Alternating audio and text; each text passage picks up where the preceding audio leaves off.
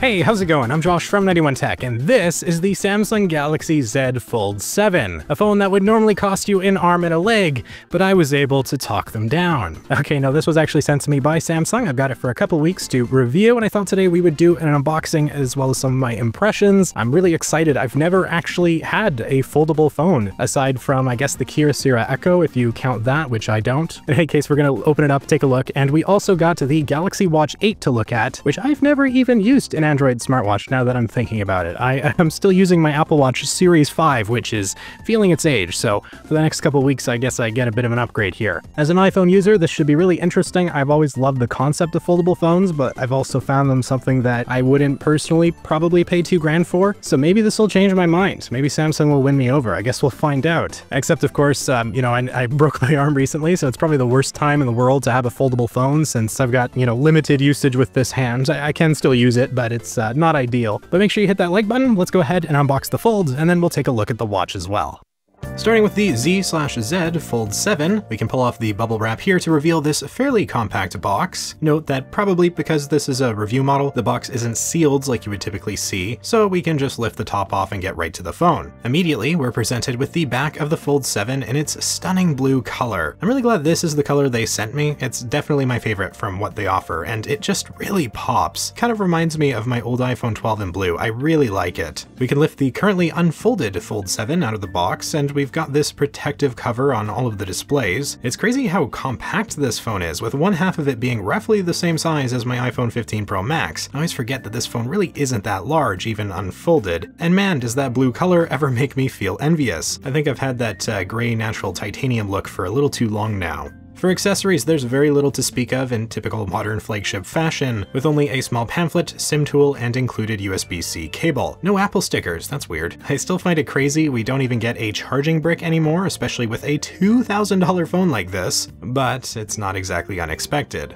Back to the phone itself. Pulling these off was just as satisfying as it looks, and doing so reveals all the screens, which pick up fingerprints like nobody's business. But man, take a look at that large unfolded screen, which I actually initially struggled to fold closed, being not used to these phones and also only having partial use of my right hand at the moment. But it does click closed with relative ease, and really what I couldn't believe right off the bat is just how thin this phone is. Holy crap, that thing is thin. That is nuts. Did they get thinner this year? Like, it's a big camera bump, but my goodness. This phone, even fully closed, is roughly the same thickness as my iPhone 15 Pro Max, which itself, when I got it, was thinner than my old 14 Pro and felt a lot thinner. You would think with a phone like this, you would end up with some real bulk in order to have that whole folding gimmick, but you're really not compromising here at all. Though the camera bump is massive, as we'll notice when we try to use the phone lying flat on the desk in a bit. But we can turn the Fold 7 on, and my phone here has already been set up, which is just fine by me. That 8-inch display is gorgeous and buttery smooth at 120 Hz, and it feels great when swiping around the interface. There was a little lag I noticed immediately, but this is unsurprising considering the phone literally just booted up. Closing the phone locks it, which makes sense, reminds me of an old flip phone or something, but this is all new to me, as I really haven't used any Galaxy Fold much before. This is going to be a really fun device for me to review, and I'll give some impressions in a moment, but let's quickly turn to that Galaxy Watch 8.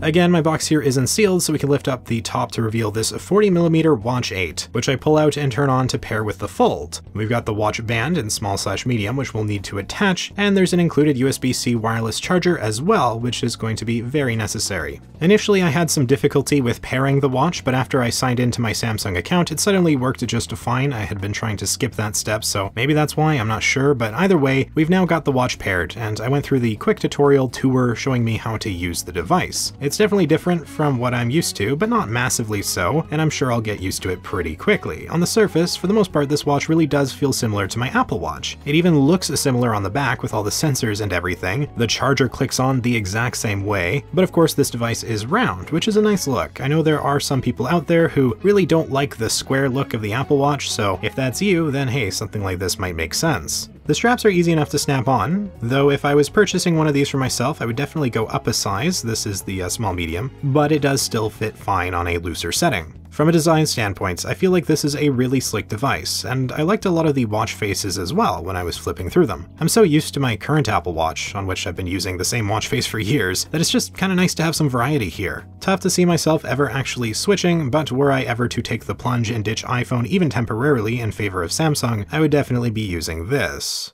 But back to the Galaxy Z Fold 7, which is what I'm truly most excited to look at. First, there's one really big annoying thing that I don't like so far. The camera wobble on this phone is crazy, like just ridiculously bad. Although I found it much more usable when oriented with the crease going horizontally across the center. It does still wobble, but it's not as bad unless you tap that top corner. But whether folded or unfolded, the wobble here is pretty darn brutal, just no getting around it. The good news is, this phone isn't really meant to be used when sitting on a desk, it's meant to be held. It's thin and light, and while the size might make you think it would be cumbersome to hold for long periods of time, it really isn't. There's some solid accessibility here too, like the keyboard being split on either half of the screen, which makes it easy to type quickly. Again, it's a bit awkward for me to even use my right hand at all right now, but with the phone in the right spot, I wasn't having too much trouble. The crease is basically non-existent when staring at the screen dead center. It's only at off angles that it becomes very obvious, but it really doesn't bother me. The hole punch notch is one thing that may annoy some users, and obviously I would prefer no cutout if possible, but it's so small and out of the way anyways that I basically forgot it was there almost as soon as I started using the phone. Honestly, the unfolded experience is so good, I almost wonder why you would ever use the phone's front display, which is 6.5 inches and also looks fantastic. There's yet another hole punch notch here, which is fine, and the bezels feel impressively slim, considering this really is only the secondary screen. But of course, this is the screen to go to whenever one-handed usage is more convenient, when you're just not in a situation where unfolding the phone makes sense. Maybe you're pulling it out of your pocket quickly to snap a photo or answer a text. You might as well just use the front display, and because the phone is so thin, despite being almost two phones stuck together, it doesn't feel a whole lot different using this compared to my 15 Pro Max. Basically, I'm impressed, and I think they nailed the experience both folded and unfolded, at least from my limited usage thus far. For Fold owners out there, a lot of this might seem rudimentary, but again, I'm not someone who's ever really used a Galaxy Fold much outside of in stores or just playing around with a phone owned by some friends. There's a level of novelty here that really makes this feel like a fresh new experience, at least for me, and considering how long smartphones have been around at this point, that's not an easy thing to accomplish. But then this is also the 7th generation Fold, which means a lot of the issues from previous years have been ironed out, and the device has only gotten more and more refined. While it's probably not worth upgrading to the Fold 7 if you've got a relatively recent model like, I don't know, the 6, I think if you were a few generations of Galaxy behind, and maybe not on a Fold at all, like, I don't know, you have an S21 or something, if you're wanting a really big change, this is the exact type of phone you could go to, assuming you have the cash to spend on it. This sort of phone isn't even really comparable to iPhone, since Apple currently still offers nothing like this. So as ingrained as I am in the iOS ecosystem at this point, I can't help but find myself kinda wishing I could use a phone like this, that Apple would make their own folding iPhone. Now, could I see myself switching to Samsung to a Galaxy Fold full time? Probably not, because again, I am pretty entrenched in that Apple walled garden. But the more I use this phone, the more I might start to think otherwise. I'm not a huge fan of everything. Samsung Skin with One UI is not something I've ever found that appealing personally. I've always been more of a stock Android fan, so a Google Pixel Fold might make more sense. But I don't know, it's not bad, and it's pretty well optimized for the whole folding gimmick. I'm pretty thrilled with this phone so far. There's a little jank here and there that I did experience, like it did take a few times for me to pair the watch, but that's not something most people will probably run into. On the whole, I really like the Fold 7 thus far, and I'm very excited to keep using it for the next 2 weeks before I have to ship it back to Samsung, so stay tuned for a proper review coming soon.